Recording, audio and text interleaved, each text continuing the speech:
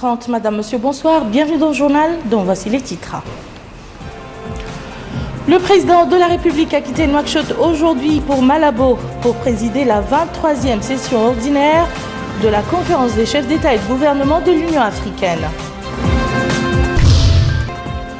Le président des observateurs algériens a, à l'issue d'une audience avec le président de la République, souligné que les élections se sont déroulées dans un climat caractérisé par la transparence et l'honnêteté.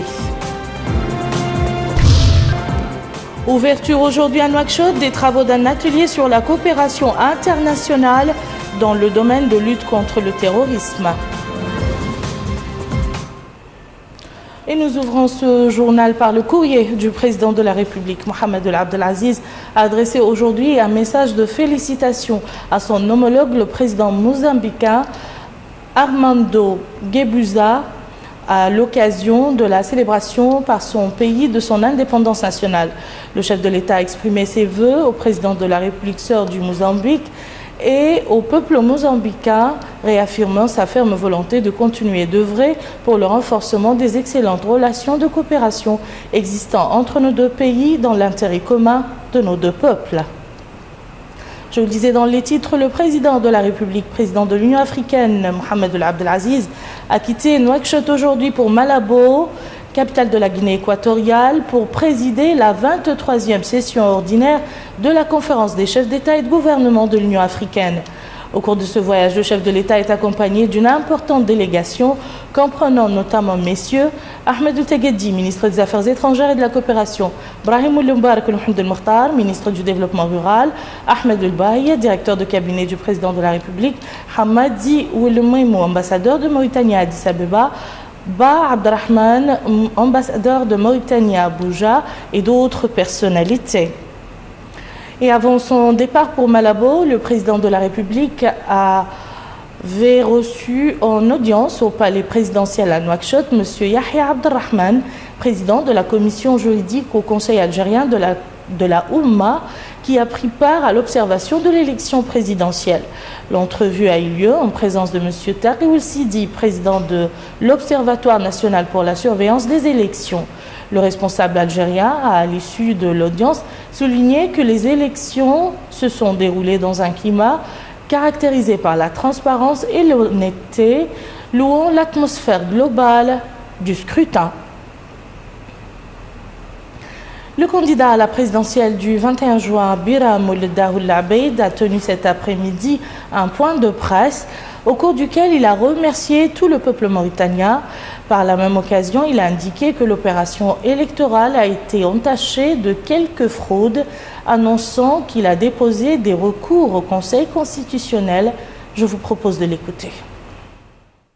Nous considérons donc que malgré tout ça, nous avons, malgré la fraude, malgré les irrégularités, malgré l'injustice de la Commission nationale indépendante, la CENI, quand même, nos adversaires ont reconnu que nous avons eu droit à plus de 60 000 des voix des Mauritaniens. Donc plus de 60 000 personnes, citoyens mauritaniens, sont debout à côté de Biram Abeid pour aboutir le projet d'une Mauritanie démocratique, le projet d'une Mauritanie égalitaire, le projet d'une Mauritanie de justice, le projet d'une Mauritanie pacifique. Et nous avons introduit aujourd'hui un recours devant le Conseil constitutionnel contre ces élections, contre les fraudes, les manquements, les irrégularités qui ont émaillé ces élections. Et nous comptons et nous espérons que le Conseil constitutionnel statue par la loi, statue par la Constitution, statue par la responsabilité, statue par la justice pour rendre le droit au peuple mauritanien et aux aspirations du peuple mauritanien. La commission des jeunes de la campagne du candidat Mohamed El Abdelaziz, quant à elle, a tenu une conférence de presse pour apprécier le taux de participation au scrutin présidentiel, remerciant par la même occasion le peuple mauritanien pour le soutien massif au candidat Mohamed El Abdelaziz.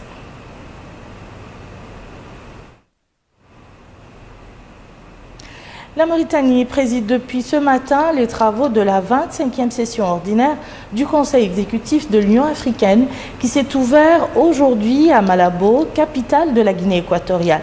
La conférence dont les travaux se déroulent les 23 et 24 juin 2014 a été marquée par le discours solennel d'ouverture du ministre des Affaires étrangères, M. Ahmed Ould-Tegueddi. À cet égard, il convient de rappeler que la Mauritanie assure actuellement la présidence de l'Union africaine dont le sommet des chefs d'État s'ouvrira à Malabo dans 2 jours sous la supervision du président de la République, M. Mohamed El Abdel Aziz. La Commission nationale d'observation des croissants lunaires se réunira vendredi prochain pour l'observation du croissant annonçant le début du mois béni de Ramadan. C'est ce qu'indique un communiqué de la Commission parvenu à Al-Mauritania. Le communiqué appelle à cette occasion les autorités administratives à lui apporter leur aide en la matière. Il appelle également les citoyens sur toute l'étendue du territoire national à scruter le ciel vendredi prochain, le soir, à la recherche du croissant du mois béni du Ramadan et faire parvenir à la Commission les résultats de leur observation par le biais du RAC ou de ses sous-commissions se trouvant dans toutes les muqata'a du pays. La Commission appelle enfin ses membres à être présents vendredi soir à partir de 19h30 dans les locaux du ministère de l'Intérieur et de la Décentralisation où se tiendra la réunion. Le peuple mauritanien a exprimé son choix à l'occasion de l'élection présidentielle du 21 juin. En effet, les Mauritaniens attendent du président élu pour un 2e mandat, Mohamed El Abdel Aziz, plus de réalisations qui répondent directement aux aspirations du peuple mauritanien. Al-Hajj Abdallah Eddine. Après une campagne présidentielle caractérisée par une compétitivité responsable entre les différents candidats, le peuple a choisi son président pour les prochains quinquennales. Le candidat Mohamed El Abdel Aziz, président sortant, a donc été réélu par une forte majorité. À son actif, les très nombreuses réalisations accomplies au cours de son premier mandat. De nombreux citoyens attendent avec beaucoup d'espoir que le président élu accorde la priorité à certains domaines, notamment l'emploi des jeunes, l'éducation, la santé et l'équité et d'autres thématiques. Aujourd'hui, nous attendons à ce que le président fasse l'insertion des jeunes diplômés chômeurs, surtout, et aussi la démocratie. Nous voulons voir réellement la démocratie. L'éducation, la santé, l'assainissement. Oui. Tout ce que vous voulez, c'est ce qu'on veut. Un président comme ça, l'environnement, tout. On s'occupe de nous, l'électricité, l'eau et le chemin, les routes. D'autres citoyens comptent beaucoup sur les vainqueurs de cette élection pour le règlement de certaines questions épineuses. Qu'il y ait une justice, une égalité. D'ailleurs, tous les 5 candidats ont eu à mettre le couteau dans la plaie pour remarquer qu'il y a une injustice sociale dans tout le pays. Les salaires des enseignants doivent être améliorés, la santé doit être revue. Alors parce que nous avons aussi, les salaires sont vraiment basses dans la sous-région. Ces multiples soucis et ces espoirs légitimes pourraient avoir des réponses adéquates au cours du prochain quinquennal. Ouverture aujourd'hui à Nouakchott des travaux d'un atelier sur la coopération internationale dans le domaine de lutte contre le terrorisme.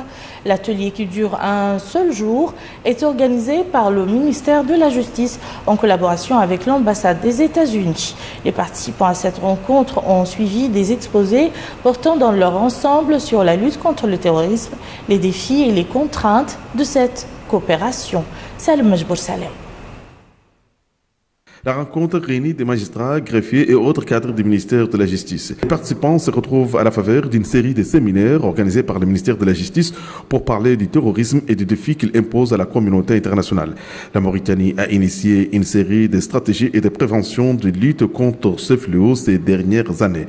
Pour renforcer une telle dynamique, le gouvernement mauritanien bénéficie de l'aide technique de certains de ses partenaires, à l'image des États-Unis d'Amérique. Une aide dont s'est félicité le secrétaire général du ministère de la Justice à la cérémonie d'ouverture de la rencontre. Le secrétaire général devait par la suite préciser que le terrorisme devient une préoccupation majeure dans le monde d'aujourd'hui. D'où l'engagement de la Mauritanie pour contrecarrer le phénomène qui s'organise et se développe partout. Il constitue une source d'insécurité et d'instabilité pour les États et handicape leur développement. Vaincre le terrorisme nécessite une coordination multiforme entre les États, fera remarquer le secrétaire général du ministère de la Justice. Auparavant, la représentante de la coopération américaine en matière de lutte contre le terrorisme avait énuméré le nombreux défis de ce phénomène avant de réitérer la détermination de son gouvernement à poursuivre le programme de coopération avec la Mauritanie, notamment dans le domaine de la formation des magistrats. Les participants suivront au cours de ces séminaires plusieurs communications, dont les techniques d'enquête, la déontologie et la coopération internationale. Clôture aujourd'hui de la session de formation au profit de 40 journalistes femmes organisée par le réseau des femmes journalistes de Mauritanie en collaboration avec le Centre culturel égyptien. Cette session est parrainée par le ministère de la Communication et des Relations avec le Parlement. Abdul Adamabah. Les rideaux sont tombés sur la session de formation organisée au profit de 40 femmes journalistes en Mauritanie. Cette session de formation a été organisée par le réseau des femmes journalistes de Mauritanie en collaboration avec le Centre culturel égyptien et sous le parrainage du ministère de la Communication et des Relations avec le Parlement. Prenant la parole au cours de cette cérémonie de clôture, la présidente du réseau des femmes journalistes, Mayra Mintumoud, a indiqué que cette formation va permettre aux femmes journalistes d'être plus professionnelles dans l'exercice de leur métier. Elle contribuera aussi à aider les femmes journalistes à acquérir certaines connaissances sur l'information et les nouvelles technologies d'information. Par la suite, Mme Khadija Minthanoun, conseillère du ministère de la Communication et des Relations avec le Parlement, est revenue sur l'importance de ces sessions de formation. Elle permet, dira-t-elle, à la femme journaliste de se familiariser avec les techniques et genres journalistiques. Elle a par ailleurs indiqué que le ministère de la Communication et des Relations avec le Parlement concentre des efforts considérables dans ce secteur, tout en louant leur collaboration avec l'ambassade d'Égypte. Son Excellence Ahmed Mohamed Vadel Yahoub, ambassadeur de la République arabe d'Égypte en Mauritanie, a dit que cette formation rentre dans le cadre des activités organisées par le Centre culturel égyptien. Cela, a-t-il dit, a permis à des jeunes femmes journalistes de bénéficier de présentations qui ont été faites par des Mauritaniens et des étrangers. Il a en outre félicité les femmes journalistes qui ont pris part à cette session de formation, tout en leur souhaitant un plein succès dans l'exercice de leurs fonctions. La cérémonie a pris fin par une distribution d'attestations aux femmes journalistes ayant pris part à cette formation. Quant aux formateurs, ils ont eu droit à des distinctions.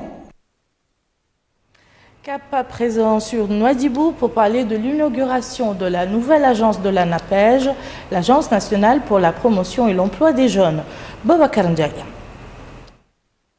L'ANAPEJ, Agence nationale pour l'emploi des jeunes, se projette vers l'avenir. En collaboration avec le projet TIM, elle vient d'inaugurer son agence locale à Nouadhibou. Ce transfert de compétences va ainsi permettre l'installation d'une organisation de services publics d'emploi à Nouadhibou. Le wali de Dahlet Nouadhibou, Mohamed Valoul Ahmed Youra, s'est dit heureux de participer à l'inauguration de cette nouvelle agence, fruit de la coopération entre l'ANAPEJ et Pôle emploi France. Cette agence respecte toutes les normes techniques, ajoute-t-il avant d'indiquer qu'elle va contribuer sans nul doute au sursaut économique de la ville de Nouadhibou.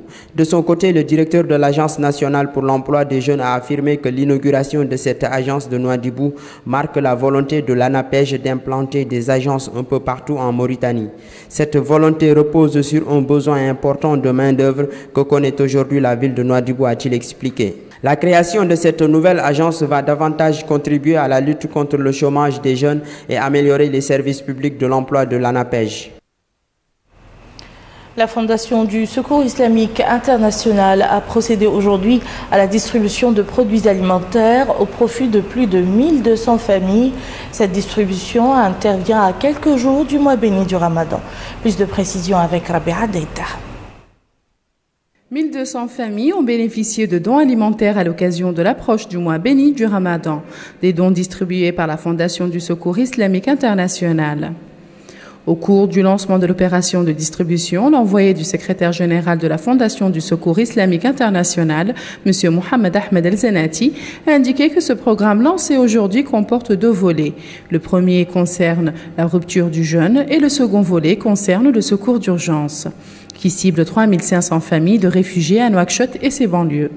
Il a ajouté que le second volet sera lancé dans les jours à venir. Il a remercié au nom de la Fondation le gouvernement mauritanien pour les facilitations qu'il accorde aux actions caritatives menées par la Fondation du Secours Islamique International.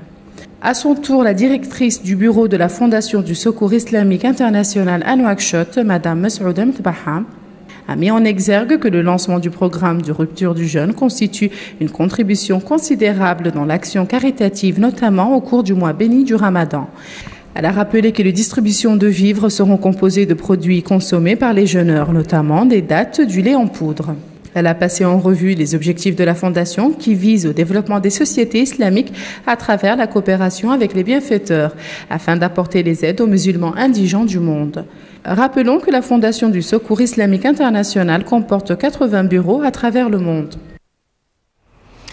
Lancement aujourd'hui à Nouakchott d'une session de formation sur les techniques de la communication et du plaidoyer au profit des adhérents de la Confédération libre des travailleurs de Mauritanie.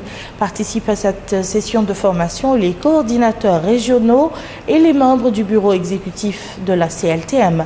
Boubacar Baylaba. Le 6 mars 2014 est un tournant dans la lutte contre les pratiques de l'esclavage en Mauritanie. Une date qui symbolise l'adoption par l'État mauritanien d'une feuille de route dans ses efforts pour éradiquer les pratiques de l'esclavage dans le pays. Et la tenue de cet atelier s'inscrit dans ce cadre. Et à l'ouverture de cette rencontre, le secrétaire général de la Confédération libre des travailleurs de Mauritanie a situé le cadre de cet atelier. Aujourd'hui, l'esclavage est toujours exercé en Mauritanie et il n'y a pas meilleur moyen de le combattre que de renforcer la communication à son sujet et d'œuvrer pour le plaidoyer en faveur d'une Mauritanie plurielle où règne l'égalité et la justice. C'est pour cette raison que nous vous appelons, chers participants, à une grande attention afin de profiter de cette formation dont l'objectif final est de doter d'outils favorisant la prise en charge adéquate du phénomène. Former des cadres compétents et capables de porter appui aux victimes et de soutenir les campagnes de sensibilisation, autant de voies pour venir à bout de ce phénomène, et cela avec l'aide de l'Agence espagnole de la coopération internationale en Mauritanie. La politique de coopération au développement du rayon d'Espagne avec la Mauritanie place la lutte contre la pauvreté et plus concrètement l'amélioration des conditions de vie de la population parmi ses priorités. Dans son cadre stratégique de travail pour la période 2014-2017, 3 secteurs sont priorisés: la gouvernance démocratique, la santé et le développement rural et la lutte contre la faim. En définitive, la lutte contre les pratiques de l'esclavage exige l'étroite collaboration entre l'État et la société civile, le tout matérialisé dans une feuille de route dont les engagements résulteront dans des changements concrets. Et voilà qui met fin à ce journal. Je vous en rappelle les principales informations. Le président de la République a quitté Nouakchott aujourd'hui pour Malabo pour présider la 23e session ordinaire de la conférence des chefs d'État et de gouvernement de l'Union africaine. Le président des observateurs algériens, à l'issue d'une audience avec le président de la République, a souligné que les élections se sont déroulées dans un climat caractérisé par la transparence et l'honnêteté. Ouverture aujourd'hui à Nouakchott des travaux d'un atelier sur la coopération internationale dans le domaine de lutte contre le terrorisme. Merci Madame, Monsieur de nous avoir suivis. À demain.